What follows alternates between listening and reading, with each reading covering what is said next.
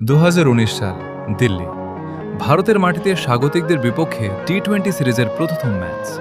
প্রতিকূল সব পরিস্থিতি আর চাপকে পেছনে ফেলে বাংলাদেশ সেদিন মাঠে নেমেছিল এক নতুন ইতিহাস গড়ার প্রত্যয় নিয়ে। ভারতের শক্তিশালী বোলিং লাইনআপের সামনে বাংলাদেশ যখন চাপে, ঠিক তখনই হাল ধরেন মুশফিকুর রহিম।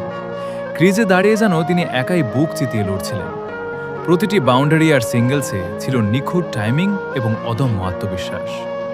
ভারতীয় বোলারদের প্রতিটি ডেলিভারিকে তিনি যেভাবে দক্ষতার সাথে সামলেছেন, তা ছিল সত্যিই এক মহাকাব্যিক দৃশ্য।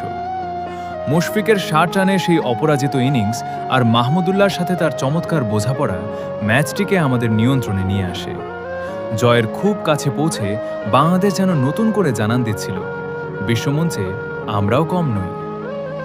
শেষ পর্যন্ত ৩ বল হাতে রেখেই ৭ উইকেটের বিশাল জয়। ভারতের মাটিতে টি-20 ক্রিকেটে বাংলাদেশের প্রথম সেই জয়,